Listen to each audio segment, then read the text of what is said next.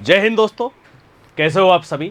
I hope आप बिल्कुल बढ़िया होंगे। मैं अर्जुन सिंह राठौड़ वेलकम करता हूं गाइज आप सभी का आज के सेशन में। और आज का जो हमारा सेशन होने जा रहा है गाइज, ये आपके एग्जाम के पॉइंट ऑफ व्यू से बहुत ही इंपॉर्टेंट टॉपिक है, जिस टॉपिक का नाम है हमारा टेंस।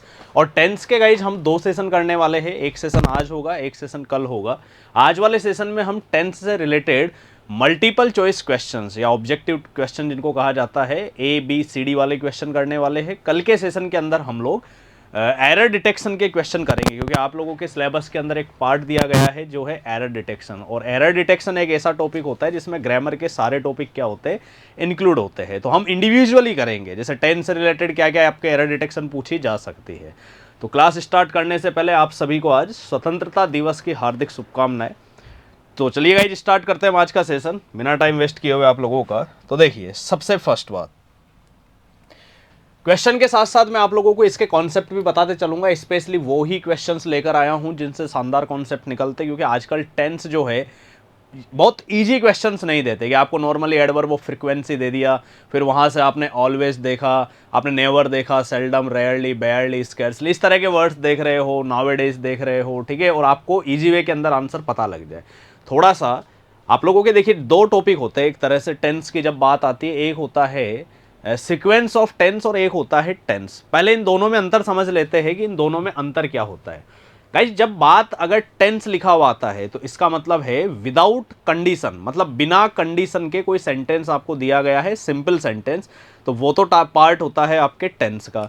और एक होता है आपके sequence of tense. Sequence of tense का मतलब ये होता है कि जब आपको साथ में कंडीशनल सेंटेंस भी दिया जाए, कोई कंडीशनल वर्ड देगा, उसके साथ एक सेंटेंस देगा, उस सेंटेंस के आधार पर आप लोगों को अगला जो भी सेंटेंस है या नेक्स्ट जो भी सेंटेंस होगा, उस सेंटेंस के अंदर आपको ऑप्शंस के अकॉर्डिंग आपको टेंस बताना होगा कि कौन सी वर्ब सही होगी वहां पर, ठीक है। तो दोनों तरीके के क्वेश्चंस मैं आप लोगों को आज करवाने वाला हूं। तो सबसे पहला क्वेश्चन है आप लोगों के सामने, when the principal entered the class a student on the black board. अब ये जो टॉपिक है गाइस, जिसके अंदर कंडीशन दी गई है।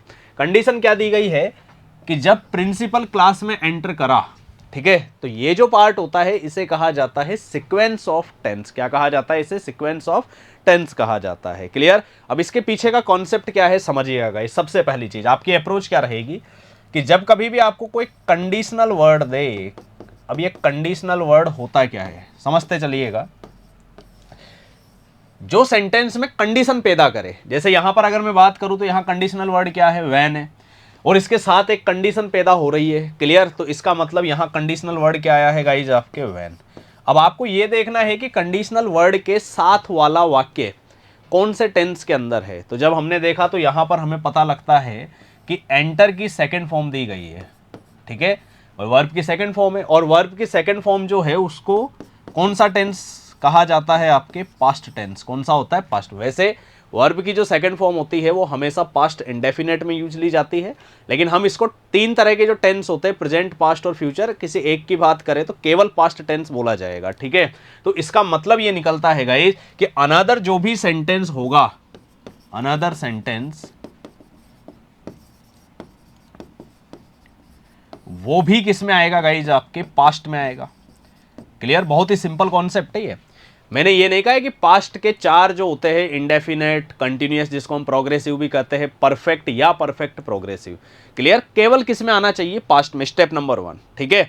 अब आपको अगर ऑप्शन में कोई ऐसा दिया गया है जो प्रेजेंट की बात कर रहा है, तो सबसे पहले आप उसको एलिमिनेट करोगे। ये एलिमिनेट वर्ड का मीन क्या होता है? कॉम्पिटिटिव एग्जाम्स के अंदर जब आप लोगों को मल्टीपल चॉइस क्वेश्चंस, मतलब ABCD, first, second, third, fourth, अब ऐसे इस तरह से देता है, तो हमेशा एलिमिनेशन पावर का यूज करना चाहिए। एलिमिनेशन पावर हमें कहती है कि जो सेंटेंस की डिमांड है, अगर वो डिमांड पूरी नहीं कर रहे हैं जो ऑप्शन, उन ऑप्शन को सबसे पहले हमें हटाना चाहिए। तो गाइज, हमारी डिमांड है पास्ट, जबकि यहां पर प्रेजेंट दिया गया है, तो थर्ड ऑप्शन हमारा एलिमिनेट होगा। यहाँ इज दिया गया है, तो इज हमेशा कहाँ आता है? प्रेजेंट में आता है, तो ये भी एलिमिनेट होगा। अब आपके पास बचे 2 ऑप्शन और ये दोनों पास्ट के हैं, ठीक है। तो इसका मतलब है आंसर इन दोनों में से ही कोई एक आंसर होगा आपके। क्लियर? अब मैं कहता हूं कि जब प्रिंसिपल क्लास में एंटर किया, तो इसका मतलब है कि उस समय पर कुछ काम हो रहा था, कोई चीज प्रोग्रेसिव या कंटिन्यूटी में चल रही थी। तो अब ऐसी कंडीशन के अंदर यहां पता लगता है कि पास्ट के 4 टाइप में से कौन सा यूज करना होगा आपको? प्रोग्रेसिव।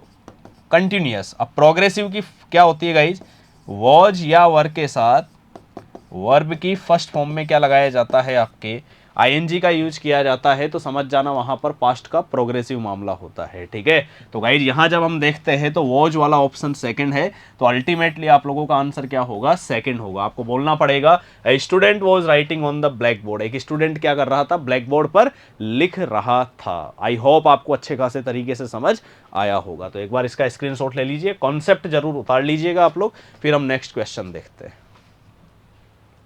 ठीक है, नेक्स्ट क्वेश्चन ये कहता है सी टीवी व्हेन हर हस्बैंड केम। वही सेम चीज, आपके सामने एक सेंटेंस पूरा दिया गया है। ठीक है, आपकी अप्रोच क्या रहेगी एग्जाम में, सबसे पहले आप ये देखो कि इसमें कोई कंडीशनल वर्ड आया है क्या। आप बोले सर बिल्कुल आया है, और क्या आया है, व्हेन आया है। ठीक है, और व्हेन हमेशा किसकी बात करता है, समय की बात करता है। क्लियर, मतलब अगर हम एडवर्ब पढ़ेंगे तो हमें पता लगता है कि ये एडवर्ब ऑफ टाइम का आंसर देता है। ठीक है, और वैसे देखा जाए तो कनेक्टर के तौर पर कैसा कनेक्टर होता है, ये टाइम कनेक्टर होता है। जैसे वेहर होता है, वेहर हमेशा प्लेस कनेक्टर होता है। हु होता है वो पर्सन कनेक्टर होता है, जिसमें व्यक्ति की बात की जाती है। और वैन जो होता है इसमें समय की बात की जाती है, इसलिए इसको क्या कहा जाता है, आपके टाइम कनेक्टर कहा जाता है। ठीक है, अब यहां पर जब आप देखते हो तो इसके साथ वाला जो वाक्य है वो आपने देखा कम की सेकेंड फॉर्म लग रही है कैम, तो इससे पता लगता है कि मामला किस में है, पास्ट में। और अभी अभी मैंने बताया था अगर कंडीशनल वर्ड के साथ अगर पास्ट मामला दिया गया है तो अनदर सेंटेंस भी किस में आएगा, आपके पास्ट में आएगा। तो जिस ऑप्शन में प्रेजेंट या फ्यूचर का यूज किया गया है सबसे पहले हम उस ऑप्शन को हटाएंगे। तो गाइज जब हम यहाँ पर देखते हैं तो यहाँ इज लग रहा है, जिससे हमें पता लगता है कि प्रेजेंट में यूज किया जाता है इज का, तो ये ऑप्शन एलिमिनेट हो गया। यहाँ ओनली वर्ब की फर्स्ट फॉर्म आ रही है। ठीक है, और पास्ट के अंदर वर्ब की फर्स्ट फॉर्म डायरेक्टली आप यूज नहीं कर सकते, ये किस में यूज ली जाती है, आपके प्रेजेंट इंडेफिनेट में, तो ये भी हट गया।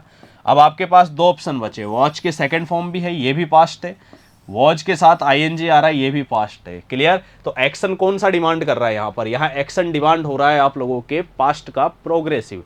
क्लियर, हम यही तो कहेंगे ना कि जब उसका पति आया वो क्या कर रही थी, टीवी देख रही थी। क्लियर है, तो इससे क्या पता लगता है कि एक्शन प्रोग्रेसिव है, और प्रोग्रेसिव में आपको वर्ब के साथ वर्ब की फर्स्ट फॉर्म में आईएनजी लगाना होगा। तो आप लोगों का आंसर अल्टीमेटली क्या निकल कर आएगा, यहाँ पर सेकंड होगा। और राइट आंसर क्या हो जाएगा गाइज, आप लोगों के was watching. Clear, note down कीजिएगा और इसका स्क्रीनशॉट ले लीजिए। नेक्स्ट हम देखते हैं अब, यस ये कहता है he always to prove that the earth revolves around the sun. बड़ा ही अच्छा क्वेश्चन है। आपको सेंटेंस के अंदर कहा गया है कि पृथ्वी जो है वो सूर्य के चारों ओर क्या करती है, चक्कर लगाती है, और इस चीज को वो हमेशा प्रूव करने की क्या करता है, तो वो ही हमें आंसर देना है। गाइस देखिए, सबसे पहली चीज यहां आपको वर्ब की फर्स्ट फॉर्म में एस या ईएस दिया गया है। वर्ब की फर्स्ट फॉर्म रिवॉल्व होती है, जिसके अंदर हमने एस लगा दिया, तो वर्ब की फर्स्ट फॉर्म में एस या ईएस लगता है तो उसका यूज हमेशा कौन से टेंस में किया जाता है, आपके प्रेजेंट के इनडेफिनेट में किया जाता है। क्लियर, प्रेजेंट इंडेफिनेट टेंस होता है जिसमें वर्ब की फर्स्ट फॉर्म में क्या लगाया जाता है, एस या ईएस लगाया जाता है। ठीक है, नेक्स्ट बात आती है ऑलवेज। ऑलवेज के बारे में हम कुछ चीज गाइज यहां पर नोट डाउन करेंगे, लिखना, क्योंकि अच्छे कॉन्सेप्ट इससे बन सकते हैं। देखिए, आपके ग्रामर में एक पार्ट होता है जिसे कहा जाता है एडवर्ब ऑफ फ्रीक्वेंसी। ये एडवर्ब ऑफ फ्रीक्वेंसी जो होता है इसमें कुछ वर्ड्स आते हैं आपके, जैसे इसमें आएगा गाइज आपके नेवर है, ऑलवेज है, seldom, often, hardly, rarely, scarcely, बेयरली, generally या ओकेजनली, इस तरह से कोई भी वर्ड आपको देखने को मिल सकता है। गाइस, जब कभी भी ये सारे वर्ड्स आपको किसी सेंटेंस में देखने को मिलते हैं, ठीक है, तो हमेशा उस सेंटेंस के अंदर जो टेंस यूज लिया जाता है वो कौन सा टेंस होता है, प्रेजेंट का इनडेफिनेट टेंस होता है। क्लियर, तो अब ऐसी कंडीशन में जब आपको यहां ऑलवेज दिया गया है, क्लियर, और टू प्रूव है, इसको ग्रामेटिकल लैंग्वेज के अंदर कहा जाता है इन्फिनिटिव। क्या कहा जाता है इसे, इन्फिनिटिव कहा जाता है। क्लियर, तो यहां अब आपको प्रेजेंट का इंडेफिनेट टेंस जब आप यूज लोगे तो ही के साथ हमेशा वर्ब की फर्स्ट फॉर्म में क्या लगाया जाता है, ऑलवेज, सॉरी एस या ई एस। क्लियर। अब गाइस जिस ऑप्शन में एस या ई एस नहीं है आप उसे हटाइए।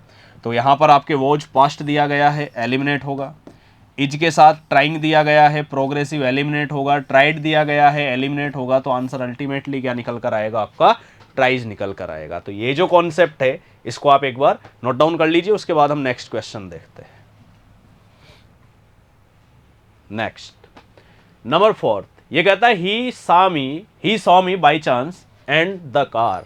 अब देखिए आपको पता होना चाहिए कि सी की 3 फॉर्म होती है, सी, सॉ और सीन। ये होती है गाइज आपके सेकंड फॉर्म, और सेकंड फॉर्म हमेशा कब लगती है आपके, वही चीज बार बार एक ही बात हो रही है, पास्ट में लगेगी। कहाँ लगेगी, आपके पास्ट में लगेगी, ये फिक्स होती है ये चीज। ठीक है, तो इससे पता लगता है कि यहां पर गाइज आपके सो आया है तो ये वर्ब की सेकंड फॉर्म है, मामला पास्ट में है। तो ऑप्शन जो होगा आगे वो भी कैसा आना चाहिए, फिल इन द ब्लैंक में पास्ट का ही आना चाहिए। क्लियर है। अगर पास्ट का नहीं आ रहा तो सेंटेंस क्या हो जाएगा, आपके रॉन्ग होगा। तो गाइस जब हम देखते हैं तो स्टॉप ओनली वर्ब की फर्स्ट फॉर्म कहाँ यूज ली जाती है, प्रेजेंट में। कभी भी अगर वर्ब की फर्स्ट फॉर्म दिख जाए तो समझ जाना वो प्रेजेंट की बात कर रहा है, तो ये ऑप्शन एलिमिनेट होगा। मैंने कहा स्टॉप के साथ एस या ई एस, अगर वर्ब की फर्स्ट फॉर्म में आप कभी भी एस या ई एस लगाते हो तो वो भी हमेशा कहाँ यूज लिया जाता है, प्रेजेंट में। तो ये भी आपके एलिमिनेट होगा। अब बचा आपके पास गाइज ये स्टॉप की सेकंड फॉर्म है, वर्ब की सेकंड फॉर्म पास्ट, और ये भी वॉज के साथ वर्ब की फर्स्ट फॉर्म में आईएनजी, ये भी पास्ट है। अब हम कहेंगे कॉन्टेक्स्ट के अकॉर्डिंग ये कि he saw me by chance, उसने मुझे बाई चांस देखा और अपनी गाड़ी रोक ली। रोक रहा था नहीं, रोक ली। क्लियर है। और रोक ली इसका मतलब है कोई काम या कोई अवस्था दिखाई गई है जो तुरंत होती हुई दिखी है वहां पर। क्लियर। तो ऐसी कंडीशन में अब आपको क्या लगाना पड़ेगा, इंडेफिनेट। और इंडेफिनेट के लिए आपको वर्ब की सेकंड फॉर्म लगाओगे तो आंसर निकल कर आएगा स्टॉप। राइट होगा he saw me by chance and stop the car. Clear. Note down कर लीजिए इसे आप। ठीक है। नेक्स्ट अगला क्वेश्चन है हमारा, how many PACS of wine yesterday. देखिए सबसे पहले लास्ट में आपके लग रहा है क्वेश्चन मार्क, और सेंटेंस में एक वर्ड दिया गया है आप लोगों को, और वो वर्ड क्या है गाइज, आपकी यस्टरडे। आपको पता होना चाहिए अगर कभी भी किसी सेंटेंस में आपको अगो दिख जाए,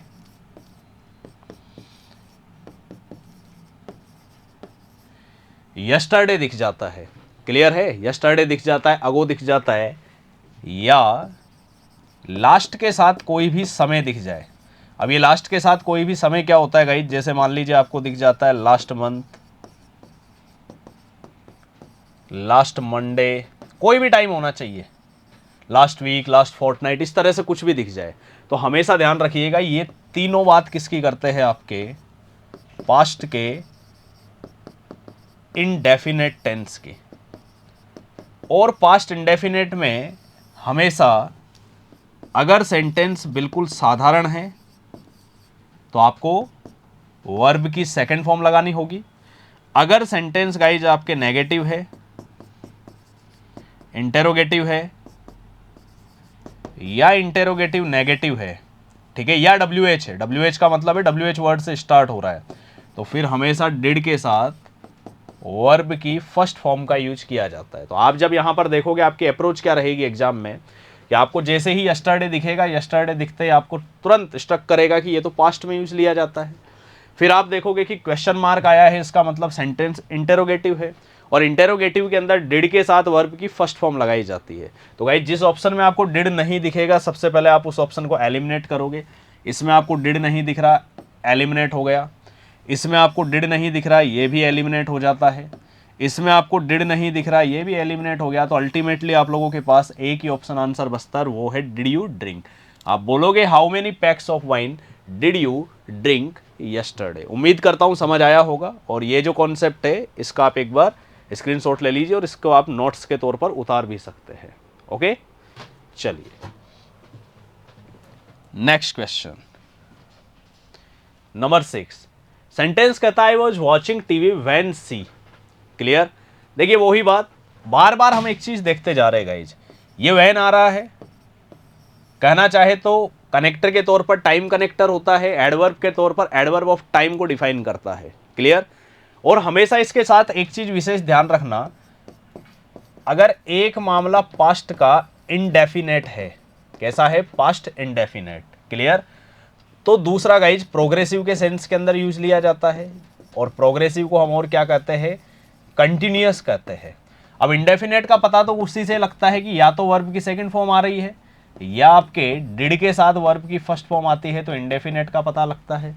कंटिन्यूअस या प्रोग्रेसिव का पता कब लगेगा, जब गाइज आपके वॉज या वर के साथ वर्ब की फर्स्ट फॉर्म में किसका यूज किया जाता है, आईएनजी का यूज किया जाता है। अब जब आप यहां पर देखते हो कि वैन आ रहा है, ठीक है, एक तरफ आपके वॉज के साथ वर्ब की फर्स्ट फॉर्म में आईएनजी दिया गया है, तो इसका मतलब है अनदर जो मामला होगा वो किस में निकल कर आएगा गाइज,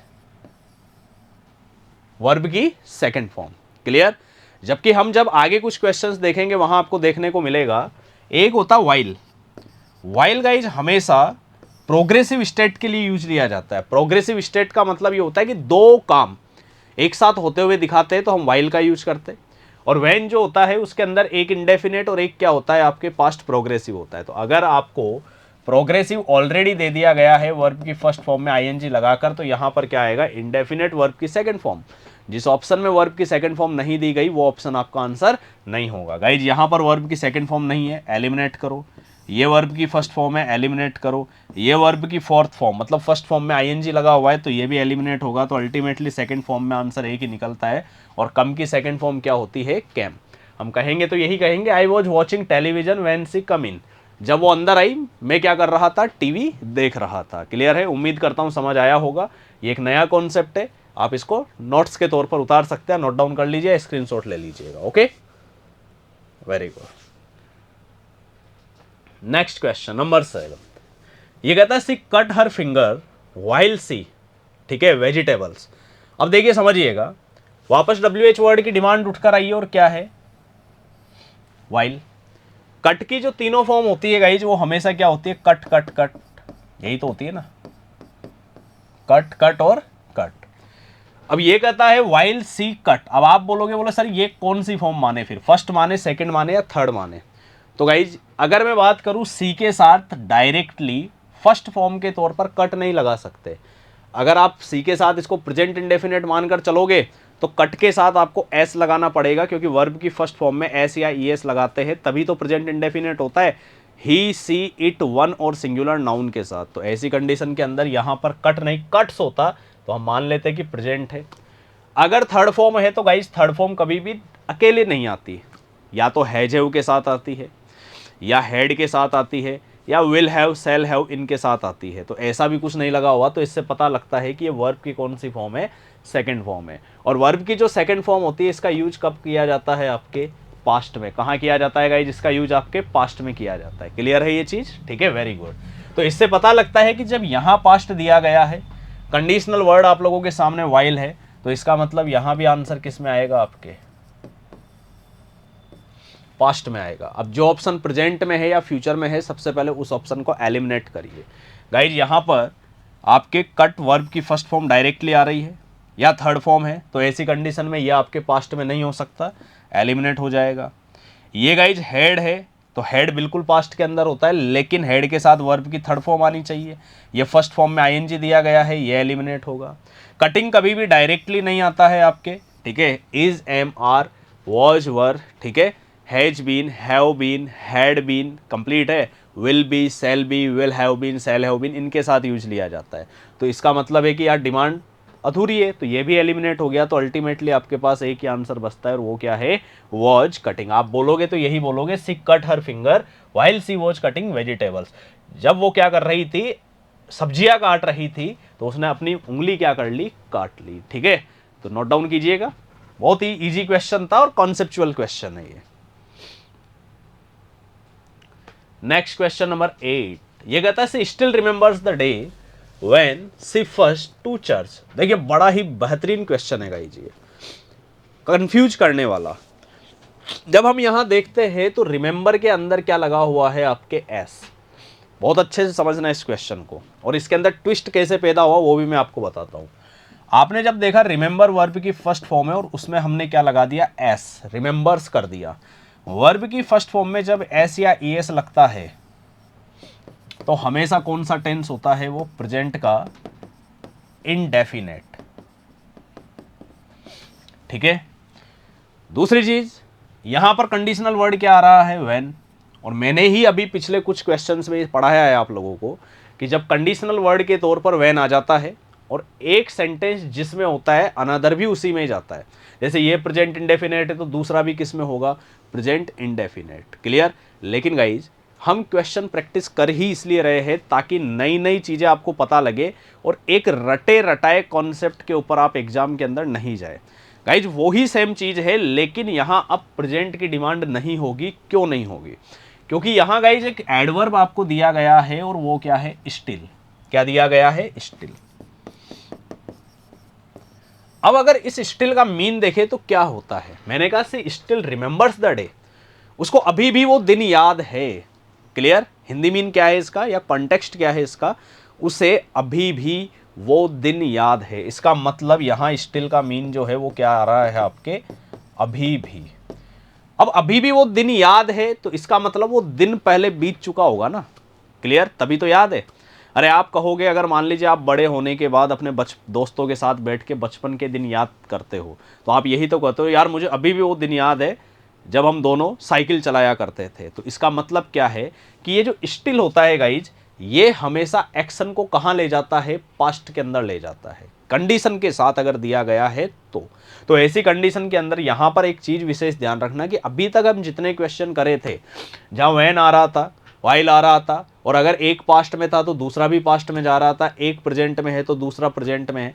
लेकिन गाइज यहाँ एक कंडीशन चेंज हो गई कि जब इस तरह का कोई कंडीशनल वर्ड आपको दे दिया जाए और अगर उस कंडीशन में स्टिल दे दिया जाए तो समझ जाना फिर मामला किस में भेजना पड़ेगा, आपको पास्ट में भेजना पड़ेगा। हम यही तो कहेंगे वो से अभी भी वो दिन याद है जब वो पहली बार कहाँ गई थी, चर्च गई थी। ठीक है। तो अब ऐसी कंडीशन में जिस ऑप्शन में पास्ट नहीं दिया गया सबसे पहले हम उस ऑप्शन को हटाएंगे।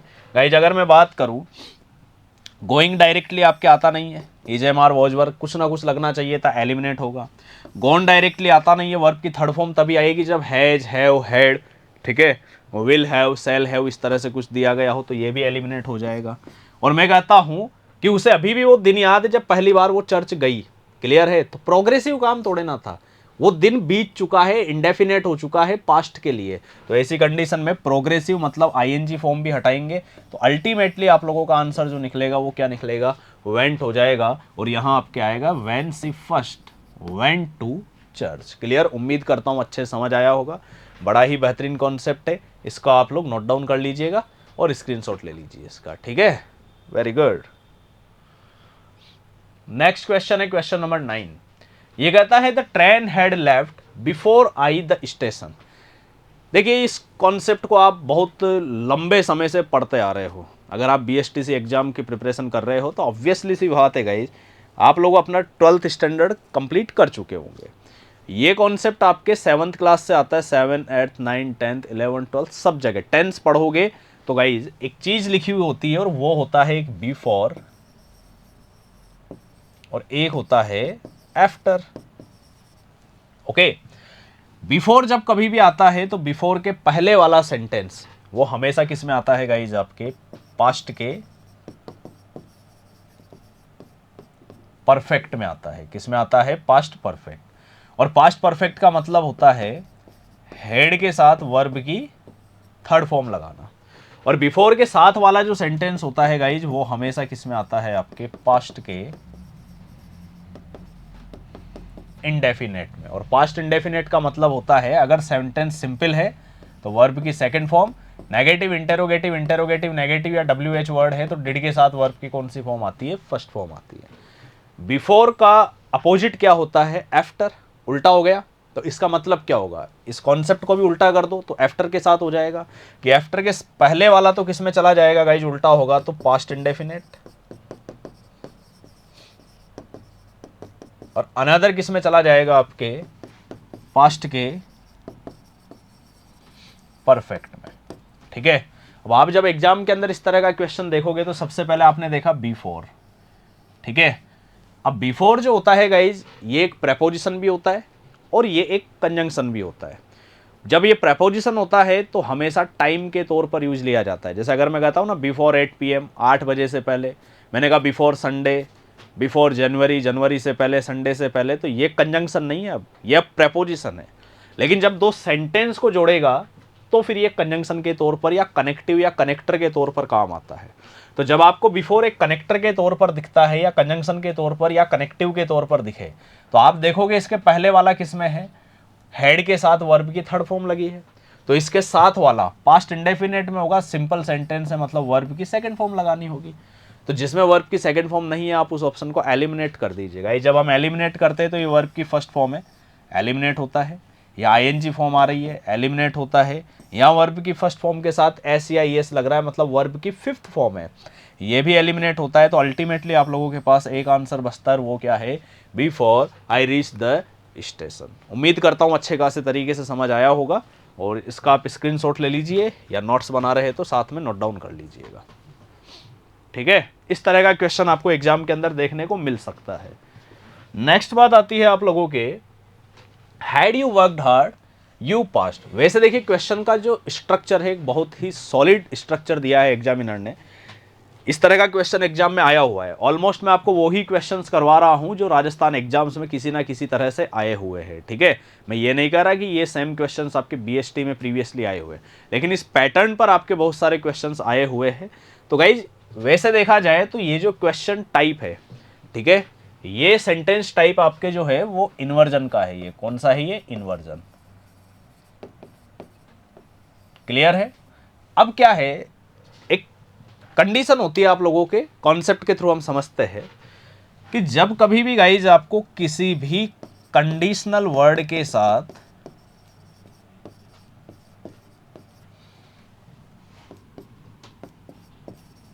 पास्ट का परफेक्ट दिया गया है, कौन सा दिया गया है, पास्ट परफेक्ट। और पास्ट परफेक्ट का मतलब होता है हेड के साथ वर्ब की कौन सी फॉर्म आती है, आपके थर्ड फॉर्म आती है। अब अगर हेड के साथ आपको वर्ब की थर्ड फॉर्म दी गई है ना ऑलरेडी, तो आप समझ जाना अनदर जो मामला उठेगा ना गाइज, वो उठता है आपके वुड हैव के साथ वर्ब की थर्ड फॉर्म। क्लियर है। जैसे अगर मान लीजिए मैं एक सेंटेंस करता हूं, if he had come to me, अगर वो मेरे पास आया होता, clear, I would have helped him, तो मैं उसकी मदद कर दिया होता। सेम चीज यही है, हैड यू वर्कड हार्ड, अगर आप कठिन परिश्रम कर लिए होते, ठीक है, या आप कठिन परिश्रम कर चुके होते, यू वुड हैव पास, तो आप एग्जाम भी पास कर जाते। तो सेम चीज कि अगर आपको हैड के साथ वर्ब की थर्ड फॉर्म दी गई है, पास्ट परफेक्ट मामला है, ठीक है, इन्वर्जन है इसलिए कंडीशनल वर्ड नहीं दिख रहा। अगर इसको विदाउट इन्वर्जन हम सिंपल सेंटेंस लेकर आते तो ये सेंटेंस इस तरह से बनता, if you had worked hard you past. Clear. लेकिन एग्जामिनर ने सेंटेंस टाइप को थोड़ा सा स्ट्रॉन्ग बनाने के लिए इन्वर्जन का यूज किया। और इन्वर्जन जब होता है इस तरह का इमेजिनेशन का, तो सबसे पहले कंडीशनल वर्ड हटता है, वर्ब पहले आ जाती है, सब्जेक्ट बाद में चला जाता है। क्लियर। लेकिन आपको चिंतित होने की जरूरत नहीं है, ठीक है। इस तरह का अगर कोई एक क्वेश्चन आ जाता है एग्जाम के अंदर, तो ऐसा मत कर देना कि आप ये सोचने लग जाओ कि यार क्वेश्चन ही गलत दे दिया एग्जाम में। नहीं, बिल्कुल पैटर्न बिल्कुल सही है ये, ठीक है। इंपॉर्टेंट है कि आपको सिंपल सा एक फंडा याद रखना है कि हेड के साथ अगर वर्ब की थर्ड फॉर्म आई है तो आप लोग बिना सोचे समझे जिस ऑप्शन के अंदर वुड हैव हो उसी ऑप्शन को आप क्या कर देना है, आंसर कर देना है। केवल वुड दिखे तो आंसर मत करना, और विल हैव दिखे तो भी आंसर मत करना। आंसर वुड हैव होगा तो ही आप लोगों का आंसर होगा, ठीक है। कॉन्सेप्ट आप लोगों को उम्मीद करता हूं समझ आया होगा। नोट डाउन कर लीजिए और उसके बाद स्क्रीनशॉट ले लीजिएगा इसका। Next question, we hope that papa soon. देखिए, अगर आपको कभी भी किसी सेंटेंस में सून दिख जाता है, नेक्स्ट के साथ कोई भी टाइम दिख जाए, जैसे नेक्स्ट डे, नेक्स्ट मंथ, इस तरीके से अगर आपको दिख जाए, अगर गाइज आप लोगों को टुमारो दिख जाए, तो हमेशा ध्यान रखना ये जो सेंटेंस होता है ये फ्यूचर इनडेफिनेट के अंदर यूज लिया जाएगा, ठीक है। मतलब इसमें जो टेंस की डिमांड होगी वो फ्यूचर इनडेफिनेट होगी। और फ्यूचर इंडेफिनेट का मतलब होता है विल या शैल के साथ वर्ब की फर्स्ट फॉर्म का यूज करना, वो फ्यूचर इंडेफिनेट होता है आप लोगों के, ठीक है। तो इसका मतलब जब आपको यहां पर सून दिख रहा है तो आप विल और सेल जिस ऑप्शन में नहीं है पहले आप उसे हटाएंगे। गाइज यहां विल सेल नहीं है, ऑप्शन हटेगा, यहाँ इज है, ऑप्शन एलिमिनेट होगा। अब यहाँ विल भी है और सेल भी है और दोनों के साथ वर्ब की फर्स्ट फॉर्म आ रही है। तो आपको नॉलेज होनी चाहिए कि विल का जो यूज होता है वो आपके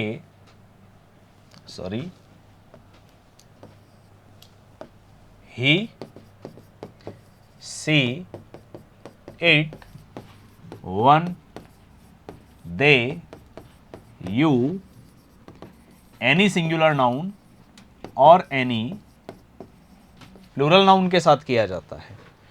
जबकि गाइस साल का जो यूज होता है वो हमेशा आई और वी के साथ होता है। कंप्लीट है। तो अब यहाँ पर पापा जो है वो सिंगुलर नाउन के तौर पर आ रहे हैं, तो इस कंडीशन में आप सेल नहीं लगा सकते। आपको क्या आंसर करना होगा, यहाँ पर विल आंसर करना होगा। उम्मीद करता हूँ समझ आया होगा और ये कॉन्सेप्ट है, इसको आप लोग नोट डाउन कर लीजिए। नेक्स्ट नंबर 12, ये कहता है नीलम इज लर्निंग हाउ। क्लियर। नीलम जो है वो सीख रही है कि टाइप कैसे किया जाए। ओके। अब गाइस ये बड़ा ही बेहतरीन क्वेश्चन है। इस तरह का जब क्वेश्चन आ जाता है ना, तो इसका किताबों में भी उल्लेख नहीं है, किसी तरह से कोई रूल दिया गया है। इसके लिए आपको थोड़ा सा दिमाग लगाना पड़ेगा, थोड़ा सा एडवांस लेवल पर आप लोगों को सोचना होगा। कैसे, तो समझिएगा। ऑप्शन में जब आप देखोगे तो एक दिया है टू टाइप, एक दिया है टू टाइपिंग, एक ओनली टाइपिंग, एक ओनली टाइप, और यहां पर फिल इन द ब्लैंक से पहले आपको एक वर्ड दे दिया हाउ। क्लियर। अब सबसे इंपॉर्टेंट चीज, आप ऑप्शन में जब देखते हो तो टू के बाद वर्ब की फर्स्ट फॉर्म में आईएनजी कभी नहीं लगाया जाता है। ठीक है। अब आप बोलोगे सर कंफर्म नहीं लगाया जाता, तो देखिए गाइस आपके एग्जाम के लेवल के अकॉर्डिंग अगर मैं बात करूं तो आपके लिए इतना जानना जरूरी है कि नहीं लगाया जाता। वैसे क्या होता है, एक आपके ग्रामर के अंदर एक टॉपिक होता है जिसे कहा जाता है इन्फिनेटिव, और इन्फिनेटिव का मतलब होता है जब टू के साथ वर्ब की फर्स्ट फॉर्म आती है। ठीक है। तो इससे यह पता लगता है कि टू के साथ वर्ब की फर्स्ट फॉर्म के अलावा कभी दूसरी फॉर्म नहीं आएगी। लेकिन एक कंडीशन और पैदा हो जाती है कभी कभी, जिसे हम कहते हैं फिक्स प्रेपोजिशन, फ्रेजल वर्ब। और जब अगर टू कभी किसी सेंटेंस के अंदर फिक्स प्रेपोजिशन के तौर पर आ जाता है तो आप वर्ब की फर्स्ट फॉर्म के साथ आईएनजी लगा सकते हो। जैसे एक वर्ड होता है आपके इंग्लिश के अंदर अकस्टम, और अकस्टम के साथ फिक्स होता है हमेशा टू आता है। मतलब पूरे इंग्लिश में अगर अकस्टम विदाउट टू दिख रहा है तो सेंटेंस गलत है। लेकिन अगर उस टू के बाद फिर वर्ब आएगी तो वो हमेशा आईएनजी आएगी, क्योंकि वो फिक्स प्रेपोजिशन की पोजीशन ले रहा है। अगर मैं लिखूंगा तो मैं यही लिखूंगा I am accustom to smoking, smoke नहीं लिखूंगा। क्लियर है, समझ आई बात। तो ये बहुत थोड़ा एडवांस लेवल का कॉन्सेप्ट है, लेकिन ये आपके एग्जाम से संबंधित नहीं है, इतना खतरनाक नहीं आने वाला है आपके। तो सिंपली आप ये ध्यान रखिए कि टू के साथ वर्ब की कौन सी फॉर्म आती है आपके अकॉर्डिंग, फर्स्ट फॉर्म आएगी। तो डायरेक्टली आईएनजी नहीं होगी, टू के साथ आईएनजी नहीं होगी, और सिंपल वर्ब की फर्स्ट फॉर्म नहीं होगी। तो आंसर क्या हो जाएगा आपके, Neelam is learning how to type. Neelam सीख रही है कि टाइपिंग कैसे सीखी जाए। क्लियर है, नोट डाउन कर लीजिएगा इसे। और ये सिंपल सा एक लॉजिक लिख सकते हो कि यहां पर इन्फिनेटिव का यूज हुआ है आपके। चलिए नेक्स्ट देखते हैं अब हम। ये कहता है someone away my bike with in an hour. बड़ा ही बेहतरीन क्वेश्चन है। ये क्वेश्चन राजस्थान एग्जाम्स में एक बार आया हुआ है और ये इसके ऊपर बकायदा हाईकोर्ट में गया हुआ है ये क्वेश्चन। क्लियर है, बच्चों ने इसके ऊपर रिट लगा दी, बोला कि इसके अंदर तो हर आंसर सही माना जा सकता है। क्लियर है। लेकिन गाइज इसके पीछे कॉन्सेप्ट है। ऐसे नहीं है कि आपको एग्जामिनर अगर इस तरह के क्वेश्चन दे रहा है तो आप सारे ऑप्शन को सही मान लोगे। कैसे, बच्चों ने इसके ऊपर क्या डिमांड की थी, कहा someone away my bike with in an hour. कोई मेरी बाइक को 1 घंटे में ले गया। अब हिंदी में मैं अगर मान लीजिए मैं कहता हूं टैक्स, तो इसका हिंदी मीन निकलता है कि कोई भी हो, समवन के अंदर कोई भी आ सकता है, वो 1 घंटे के अंदर मेरी बाइक ले जाता है। हो सकता है सर्विस कराने ले जाए। टुक अवे ले गया, हैज टेकन सेम मीन निकलता है, कोई मेरी बाइक 1 घंटे के अंदर अंदर ले जा चुका है। और हैड टेकन वही पास्ट ले जा चुका था या ले गया, मीन वही निकलेगा चाहे तीनों लगाओ। तो गाइज इसका मतलब है कि कॉन्टेक्स्ट के अकॉर्डिंग तो सारे आंसर हो सकते हैं, लेकिन एग्जामिनर इतने मूर्ख तोड़े ना है, बोर्ड इतना पागल तोड़े ना है कि जो आप लोगों को इस तरह से क्वेश्चंस बनाकर देगा। तो इसके पीछे का लॉजिक समझना क्या है। गाइज देखिए विद इन एन आवर, ये कंडीशन दी है एग्जामिनर ने। विद इन एन आवर का मतलब है 1 घंटे के अंदर अंदर, और 1 घंटे के अंदर अंदर अगर कोई काम हुआ है तो उसे तुरंत ही तो माना जाता है। अरे अगर मान लीजिए आप जस्ट सपोज करिए आप कोचिंग में क्लास लेने जा रहे हो और आपकी इंग्लिश की क्लास 1 घंटे की क्लास है, आप 9 बजे क्लास स्टार्ट हुई, आपने 9 बजे बाहर अपनी बाइक लगाई, ठीक है, और 10 बजे आपकी क्लास ओवर हुई, आप बाहर गए, बाहर देखा आपने आपकी गाड़ी नहीं है, आप अंदर आके रिसेप्शन पे या टीचर को या मुझे क्या बोलोगे, बोलो सर कोई मेरी गाड़ी ले गया, ठीक है, तो इसका मतलब क्या है, तुरंत ही तो लेकर गया वो आपकी गाड़ी को, बहुत लंबा समय नहीं हुआ। तो इससे पता लगता है गाइस, जिसको अगर हम कहेंगे तो क्या कहेंगे, वर्क इज ओवर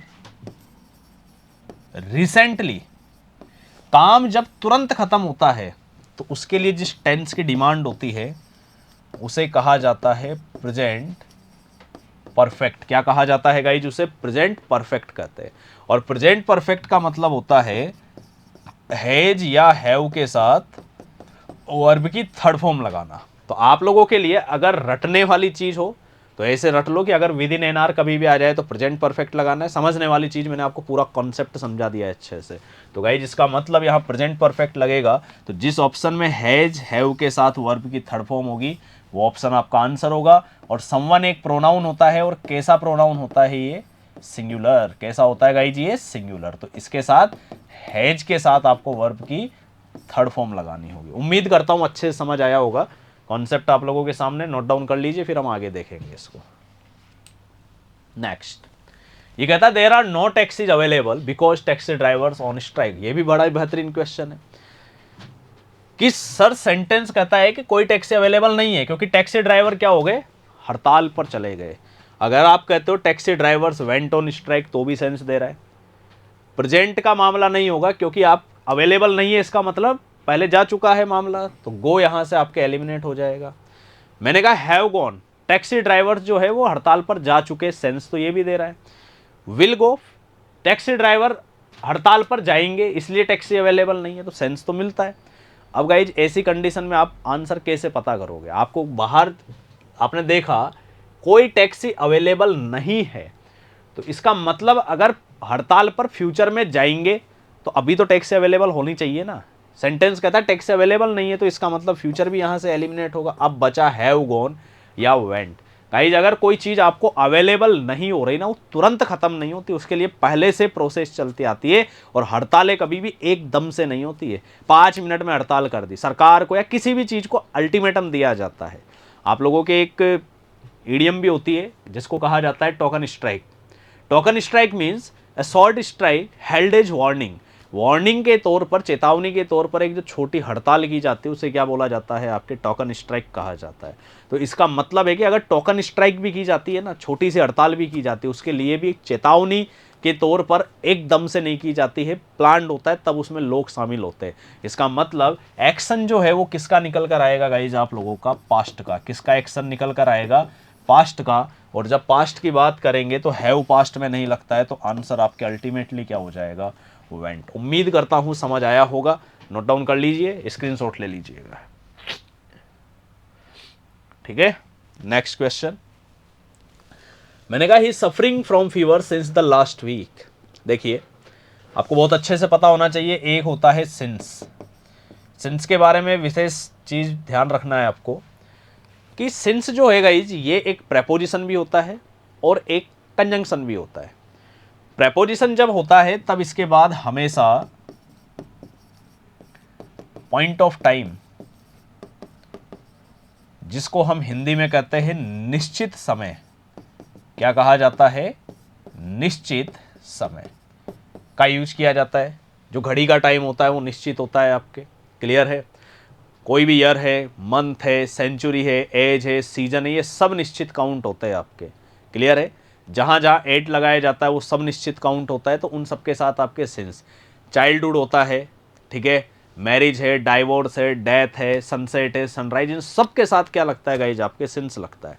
तो एक समय की बात हो तब तो ये प्रेपोजिशन बनता है, लेकिन जब ये दो सेंटेंस को कनेक्ट करता है तब एक कंजंक्शन की भूमिका भी निभाता है, जो हम आगे हमारा एक टॉपिक आएगा जिसको हम कहते हैं कनेक्टिव, वहां पर अच्छे खासे तरीके से इसको देखेंगे। इसी तरह से एक 4 होता है गाइज, जिसको हम पीरियड ऑफ टाइम या मैं मेरी लैंग्वेज के अंदर उसे काउंटेबल टाइम कहता हूं, क्योंकि आप उसे गिन सकते हो कि मैं 5 साल से पढ़ा रहा हूं, या 5 साल गिने जा सकते हैं। तो अब ऐसी कंडीशन में इन दोनों का जो यूज होता है वो आपके प्रेजेंट परफेक्ट प्रोग्रेसिव, जिसे कंटिन्यूअस भी कहा जाता है, प्रेजेंट परफेक्ट कंटिन्यूअस भी कहा जाता है, ठीक है। और इसमें हैज बीन, हैव बीन के साथ वर्ब की फर्स्ट फॉर्म में क्या लगाया जाता है, आईएनजी का यूज किया जाता है।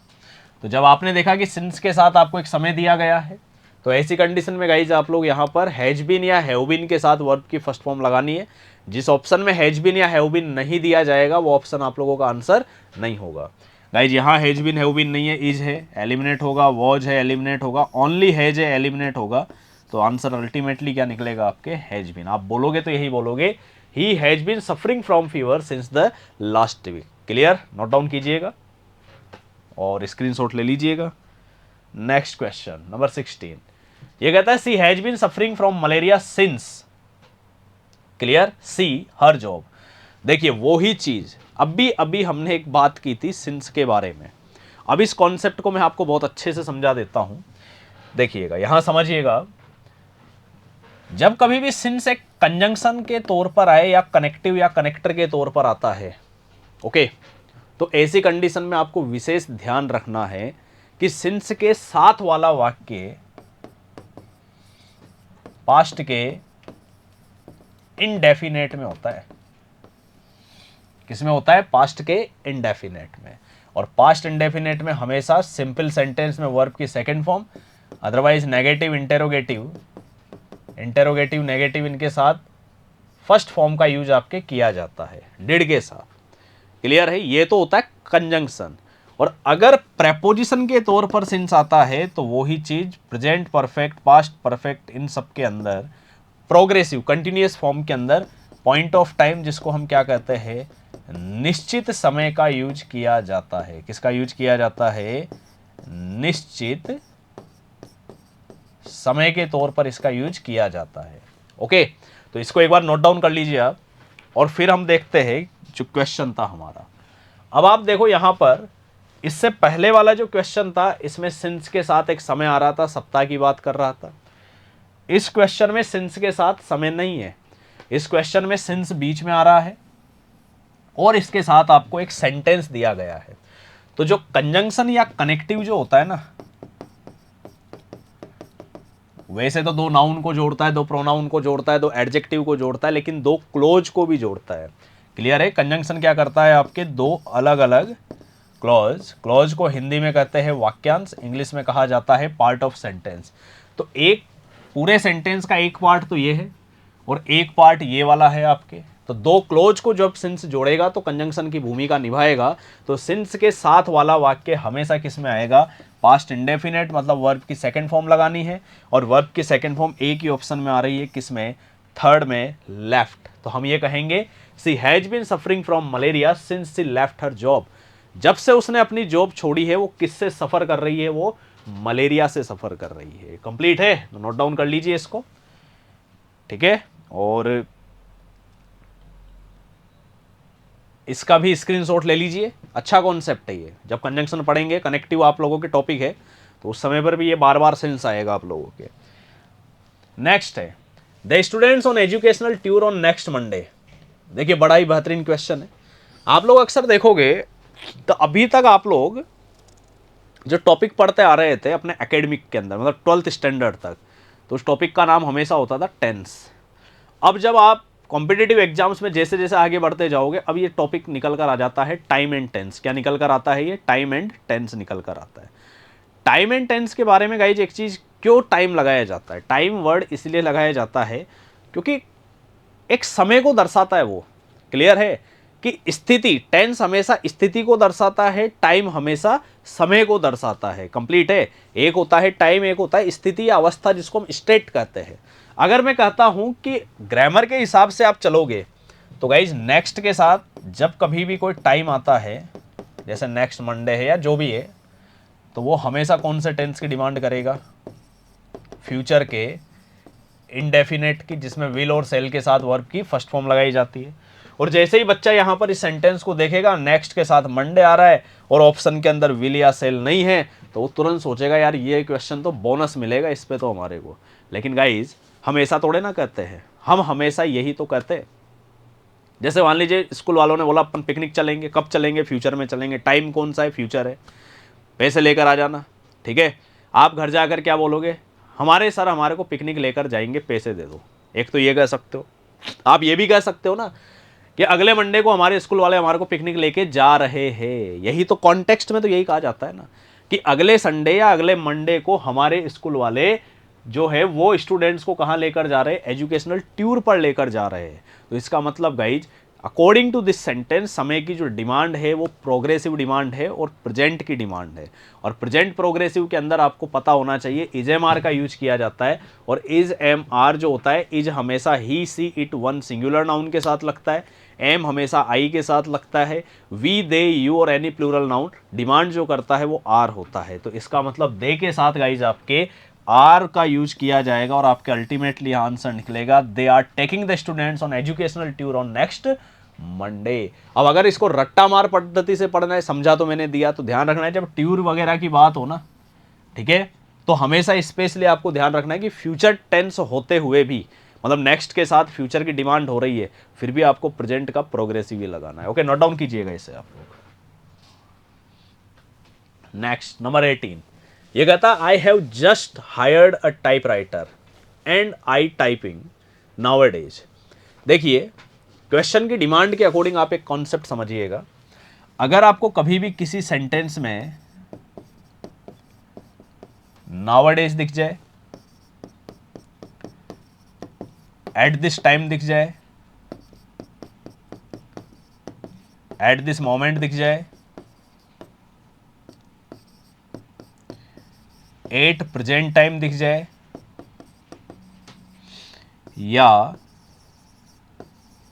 दीज डेज दिख जाए, तो समझ जाना गाइज वहां जो टेंस यूज होगा वो होगा प्रेजेंट कंटिन्यूअस, या जिसे और बोला जाता है प्रेजेंट का प्रोग्रेसिव। मतलब हेल्पिंग वर्ब होगी इज, एम, आर, और उसके साथ वर्ब की फर्स्ट फॉर्म में आईएनजी का आपके यूज किया जाएगा। क्लियर है?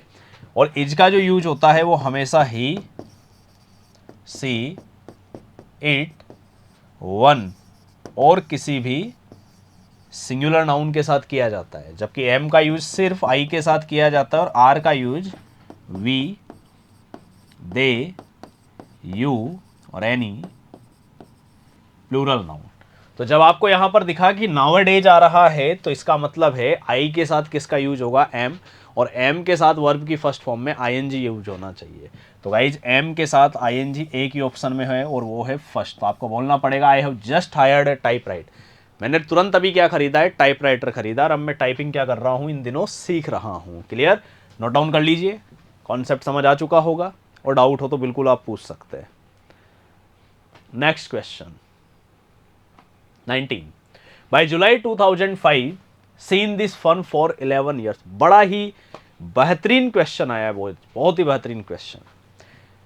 क्वेश्चन के कॉन्सेप्ट को समझना, क्या है कॉन्सेप्ट, बहुत अच्छे से समझना। इस तरह का क्वेश्चन दे देंगे तो जिन बच्चों को कॉन्सेप्ट नहीं पता होगा या अच्छे से पढ़कर नहीं गए होंगे ना, वो गलत कर देंगे इस तरह के क्वेश्चन को। वो जैसे ही यहाँ पर देखेंगे कि फॉर के साथ टाइम दिया गया है, और सभी टीचर्स जहाँ से अभी तक आपने पढ़ा होगा, किताबों से ज्ञान लिया होगा, हर जगह आप यही तो पढ़ते कि फॉर सिंस के साथ जब कभी भी समय आता है तो हम हैज बीन या हैव बीन के साथ वर्ब की फर्स्ट फॉर्म में आईएनजी लगाते हैं। तो जैसे ही बच्चों को हैज बीन या हैव बीन दिखेगा और आईएनजी दिखेगा, तुरंत बिना सोचे समझे नंबर 4 राइट है। लेकिन गाइज एक कॉन्सेप्ट समझना, आपके अगर सेंटेंस में बाई के साथ कभी भी टाइम आता है, जैसे कुछ भी टाइम हो सकता है, टाइम वर्ड जब भी लिखो कुछ भी टाइम हो सकता है। मैं बाई जुलाई 2005 कह सकता हूँ जो सेंटेंस में लिखा हुआ है, मैं बाई मंडे कह सकता हूँ, बाई संडे कह सकता हूँ, बाई जनवरी कह सकता हूँ, कुछ भी कह सकता हूँ। तो ऐसी कंडीशन में जब बाई के साथ टाइम होता है ना गाइस, तो ये फ्यूचर की बात करता है। किसकी बात करता है? फ्यूचर। फिक्स है, ये फ्यूचर की बात करेगा, ठीक है। और उसी सेंटेंस में अगर फिर सिंस या फोर आ जाए तो समझ जाना वो हमेशा फ्यूचर परफेक्ट प्रोग्रेसिव की बात कर जाएगा फिर। क्लियर? बहुत अच्छे से समझना। अगर किसी सेंटेंस में बाइट के साथ टाइम नहीं दिया गया, फिर अगर सिंस या फोर आ रहा है तो आपको प्रेजेंट परफेक्ट कंटिन्यूअस या प्रेजेंट परफेक्ट प्रोग्रेसिव जिसे हम कहते हैं वो यूज करना है। लेकिन अगर किसी सेंटेंस में आपको बाई के साथ कोई समय दे दिया, फिर सिंस या फोर आए, तो आपको फ्यूचर परफेक्ट प्रोग्रेसिव लगाना है, क्योंकि फिर वो फ्यूचर की बात करेगा। तो गाइज आपकी अप्रोच क्या रहेगी एग्जाम में? आप देखोगे बाई के साथ एक समय दिया आपको जुलाई 2005, फिर उसके साथ सेंटेंस में फोर के साथ फिर 11 ईयर्स दे दिया, तो अब आपको फ्यूचर परफेक्ट प्रोग्रेसिव यूज करना होगा। फ्यूचर परफेक्ट प्रोग्रेसिव के अंदर आपके हेल्पिंग वर्ब लगती है विल हैव बीन या शैल हैव बीन, और दोनों के साथ वर्ब की फर्स्ट फॉर्म में आईएनजी का यूज किया जाता है। तो जिस ऑप्शन में आपको will have been shall have been नहीं दिख रहा, उस ऑप्शन को आप गलत करेंगे। तो हैज बीन यहाँ गलत हो जाता है, तो आप लोगों का आंसर अल्टीमेटली सेकंड होगा, विल हैव बीन वर्किंग। आप बोलोगे by July 2005 she will have been working in this firm for 11 years. बड़ा ही बेहतरीन कॉन्सेप्ट है, इसको नोट डाउन कीजिएगा। ठीक है, समझ आया हो तो डन कीजिएगा, डाउट हो तो आप बिल्कुल पूछ सकते हैं। ठीक है, स्क्रीनशॉट ले लीजिए, इसका नोट डाउन कर लीजिए इसे आप।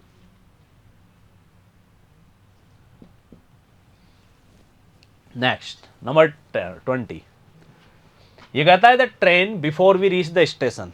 देखिए अभी एक कॉन्सेप्ट हम लोगों ने पढ़ा था कि बिफोर और आफ्टर के साथ, और मैंने बताया था बिफोर के साथ अगर पास्ट इंडेफिनेट हो तो आपको अनदर सेंटेंस पास्ट परफेक्ट में करना होता है, लेकिन यहाँ तो कुछ अलग ही स्ट्रक्चर आ गया।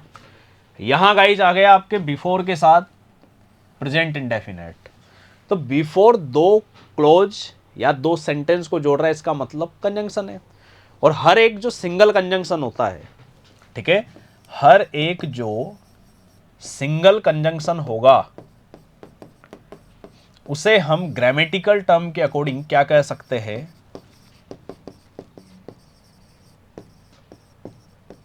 Conditional word. क्या कह सकते हैं हम उसे? कंडीशनल वर्ड कह सकते हैं। और कंडीशनल वर्ड के पीछे का लॉजिक क्या होता है समझिएगा। एक मैं अलग से स्लाइड लेकर ये आपको पूरा ही समझा देता हूं, ये कंडीशनल वर्ड का कॉन्सेप्ट। देखिए, क्योंकि इससे बहुत सारे अच्छे क्वेश्चंस निकलते हैं।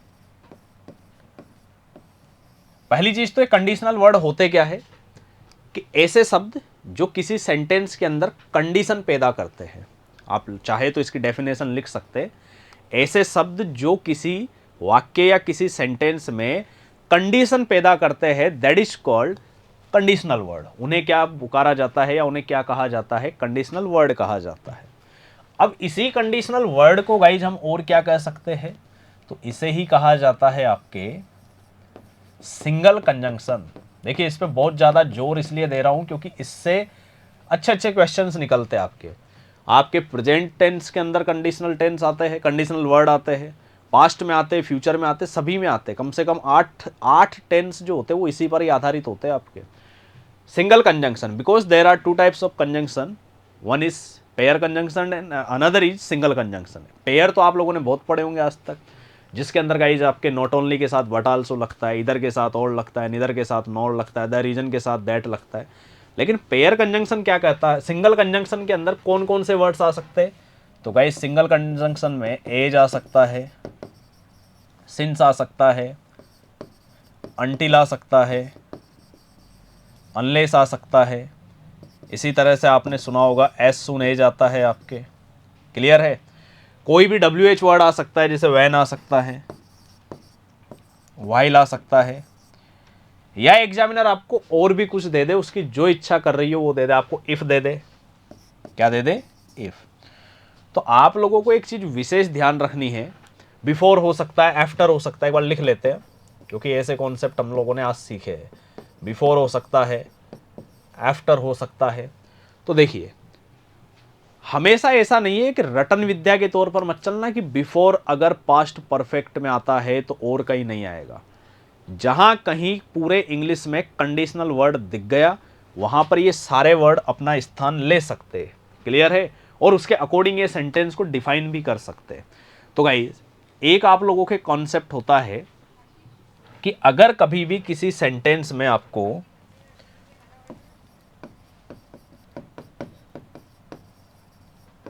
कंडीशनल वर्ड दिख जाता है, ठीक है, और उस कंडीशनल वर्ड के साथ एक मामला अगर प्रेजेंट टेंस में है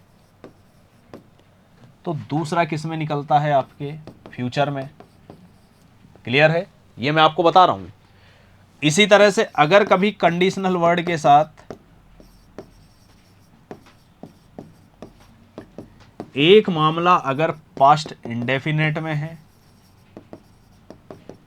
तो दूसरा किस में हो सकता है? आपके पास्ट के परफेक्ट में हो सकता है। तो यही चीज आपको एग्जाम में ध्यान रखनी है कि अगर कोई कंडीशनल वर्ड आपको दिया गया है और अगर एक मामला प्रेजेंट में दिख जाए तो बिना सोचे समझे दूसरी चीज फ्यूचर में डालोगे।